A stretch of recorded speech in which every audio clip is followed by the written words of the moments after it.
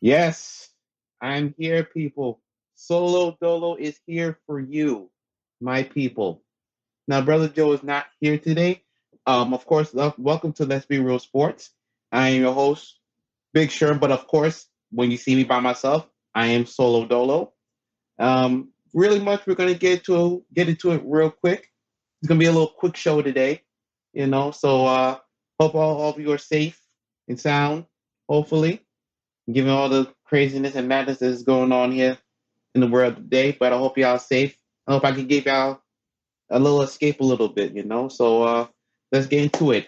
Um Earlier this week, McCord Maker, 6'11" center, declared himself, well, I shouldn't say declared himself, but put it committed to Howard University.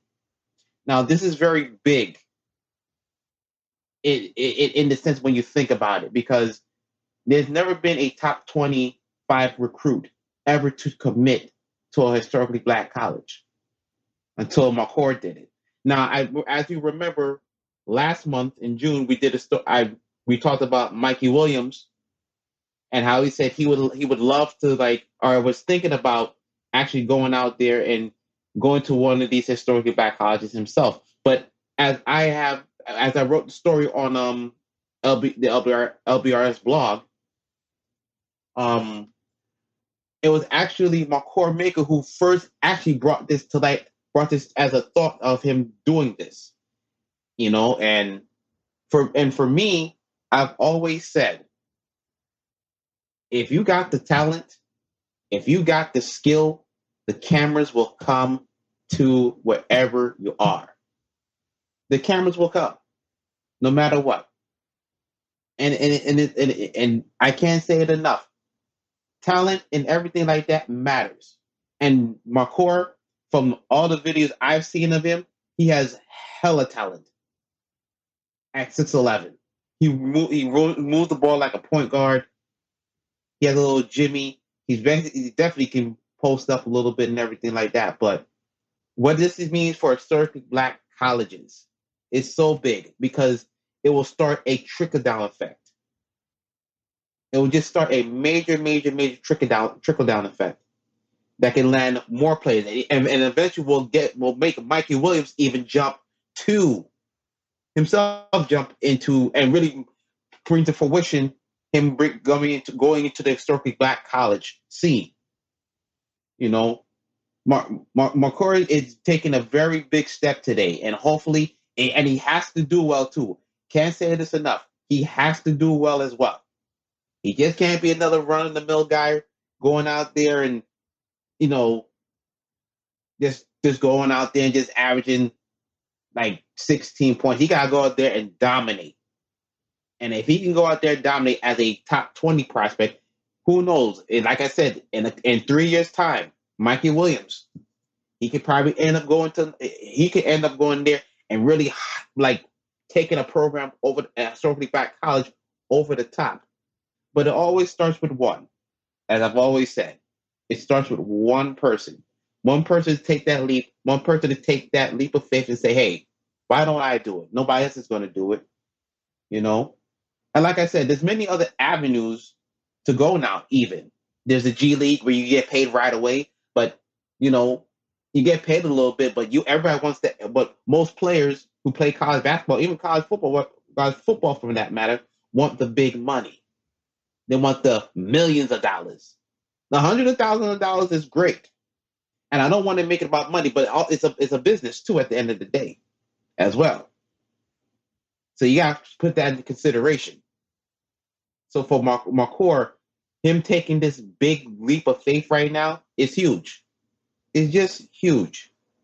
And I hope he can captivate and bring that type of attention to the historically black colleges, get them more reps, put more money into the historically black colleges, so we can see it fluctuate and flourish more and more and more. I mean, Division One name will always be there. They'll always be there. You got the NCAA tournament. Everybody collides, March Madness and everything like that. But this is the profile of a guy in the top 20 in his history. the first time a top 20 player in this history would go to a historically black college, that that I thought I'd never see the day, to tell you the truth. I never thought I would see the day. But here we are today, on the backdrop of everything that's going on in the world today, racially what's going on. I mean, hey, why not? Why not go for it? Why not take the shot at it and see what you can do? Can you elevate a program to new heights?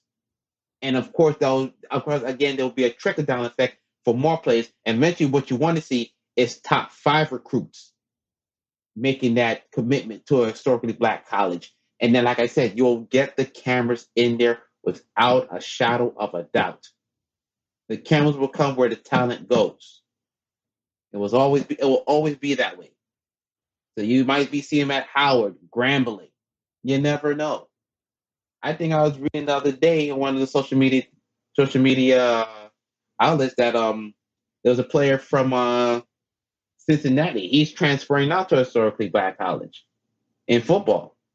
Like, the avenues are being opened, the walls are being broken down now for the black athletes to put back into the historically black college, because they were going there beforehand. You know, the black players and athletes were going to historically black college beforehand in the 50s and the 60s, doing that type of thing. But the money and stuff, the networking, all that stuff, the glitz and glamour of the NCAA, that overshadowed that, and they say, hey, why don't I just go to the big program, big notoriety, TV deals, all that stuff. You can market, you can brand these guys, So why can't we just bring it back to the story of black college? Why can't we brand Grambling, Howard, and all these colleges, brand them and build them up and put them on the equal ground? It'd be a great thing to do, an absolutely great thing to do. And who knows, McCurry might even start his own Fab Five down there. Believe it or not. I mean, if he's the first to make the lead, I'm sure. I don't know this. I don't know McCurry or anything like that. But I'm pretty sure he's making a few other calls to other players and say, hey, man, what you think about it? Now, some players are going to say, hey, now you know what? I'm good at Duke. I'm good at North Carolina. I'm good at Michigan State. I'm good at Ohio State, Wisconsin, Florida. And that's fine. The TV, like ESPN is always going to be there. Fox Sports is always going to be there. That's their ground. But for something new, something fresh, everybody likes something new and something fresh. Everybody wants to see what it's about. You can bring a big time buzz. Listen, the Fab Five did it at Michigan. C. Webb, Juwan Howard, they came together as a collective and started that whole thing in Michigan. So why can't McCurry do it? And I'm pretty sure. And again, I'm pretty sure he's had it. I mean, if they're AAU, talks going around. Everybody, is asking questions about, what do you think about this? What do you think about that? So it's going around. Everybody's trying to feel the temperature right now. And I feel as if McCurry can do this, if he's the true pioneer, he can get at least one other guy to make that leap. At least one other guy to make that leap. Now, it is said he doesn't have to. I mean, if he's a top pick, he may not have to do it. There's that caveat too.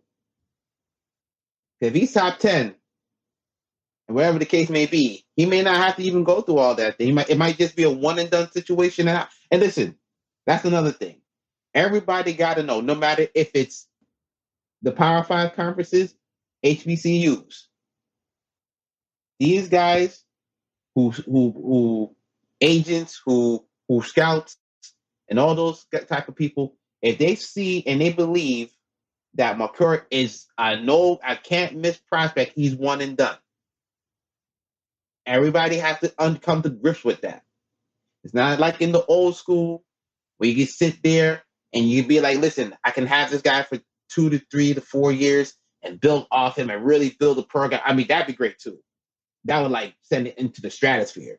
But for this, in this time, you gotta find simple, creative ways to build your brand for that 1 year. Just for that 1 year. I mean, look at Zion. Zion came to Duke. That thing, that thing exploded like wildfire, and everybody was zeroed in watching Duke basketball.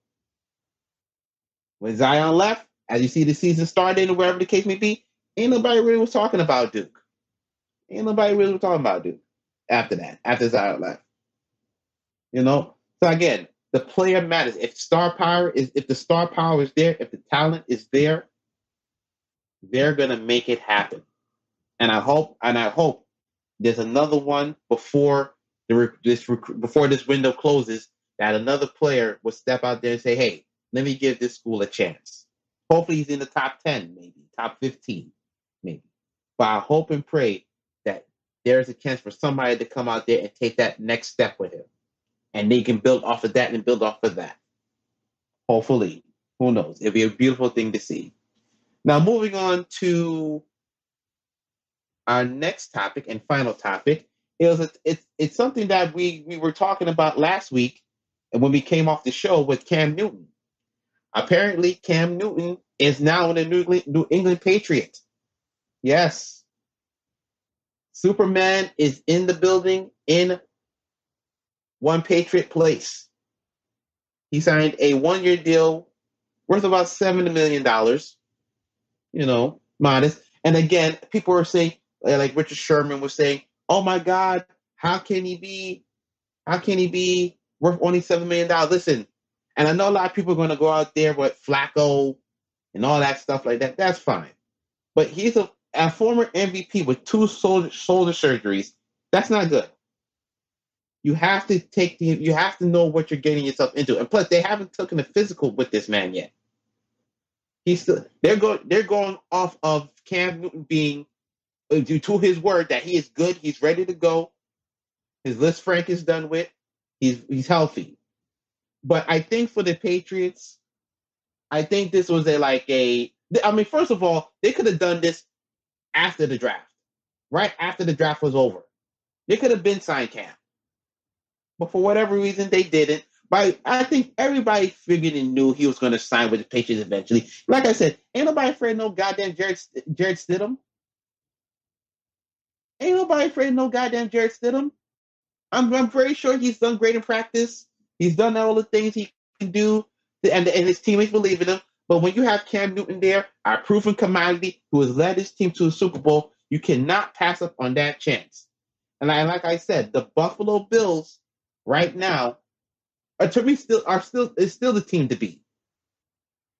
With their defense, adding Stephon Diggs to that mix, and their defense is so stout and ready to go for the season, if it ever takes off anyway, that they'll be ready to go. Now, can the Patriots challenge for the division? Absolutely. Absolutely. Because like I said before, the Jets with Norman Bates over there, with the coach Norman Bates, Adam Gase, a.k.a., over there, and Jamal Adams don't want to be there no more, you can almost eliminate the Jets altogether. And then the Miami Dolphins, they have Tua. I think they should. I agree with some pundit that say they should redshirt him because you don't know about his hip. He had the same injury that Bo Jackson had all those years back, and you just want to make sure he's all right. That you put an investment in this guy who has so much potential. And just like Cam, the Patriots are it's a low risk, high reward situation, as they always do. And the Patriots are known, to give guys who feel like the teams have given up on, or give them their last chance at it. Like Corey Dillon.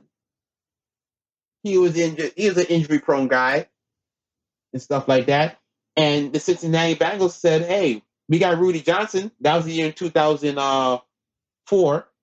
They got Rudy Johnson. He was tearing up the league. So, hey, they traded Corey Dillon to the Patriots. And so said Corey Dillon became the perfect Patriot. The Patriots won the Super Bowl versus the Eagles. It was a done deal. So for Cam, they're figuring, hey, if you can win the AFC East, which now shouldn't be that hard to win, you only got to face Gary. You really only got to beat one team. One team you got to beat. If we can get that going, hey, you never know. And for those who keep saying that the Patriots had this top 10 defense in the league, let me refresh your memory. When they played the Dolphins and all these sucky teams last year, yeah, they were historic because these teams were friggin' bad. But when they faced the Ravens and the Jack Show and got their asses torched, ain't nobody was saying shit then. When Showtime Pat Mahomes came down in there and beat them down, nobody was. It wasn't a top defense then either. So stop saying, "Oh, they were a top." Yeah, by numbers, but when you actually looked at the play, they wasn't really doing much. They were beating up on these sorry teams, just like the Cowboys were beating up on sorry teams when they said Dak Prescott was doing all these great numbers and everything like that. Dak was doing it against these sorry teams when it was prime time and you had to put the game on the line. They wasn't getting it done. So now you're going to ask Cam Newton, and I think Bill Belichick is smart enough to know Cam Newton cannot be sitting there running around all day. The offensive line would be the best offensive line he has to date because Carolina sabotaged him all his years in Carolina. They built the defense up, but the offensive line, he was sabotaged. Every year in the draft, we would think, okay, this is the year Cam's going to get an offensive lineman. Now we're going to see what's really about. And it never came to pass. So I'm pretty sure you're going to see a lot of RPOs now for Cam because Bill's going to adapt to it. Bill's probably the smartest coach in the NFL. He is the smartest coach in the NFL. Let me give his just due. Smartest coach in the NFL. He's going to make his adjustments, and it's going to be a very run-heavy type of deal because Cam Newton is not an accurate passer. You win in the league being an accurate passer in the league. You had Pat Mahomes, accurate as hell. Lamar Jackson, not as accurate, but he led the league in touchdowns, so it has to account for something. So what you're going to ask Cam to do, you're going to ask Cam to run the ball on third down, make those third down passes, 5 yards, 5 to 7 yards. That's what you're going to ask him. And hey, you got a defense you can roll with, and we'll see what happens from there. I think this can work for Cam because, like I said, if the Patriots do not like him, if he feel like he does not have the IQ, they're going to cut him. It's only going to cost him $7.5 million, so it's not really a high like, oh my God, we can't cut this guy, we got to keep him. But I think let me tell you something right now. What I think about it, I've said from the get go, and you've heard me say it on the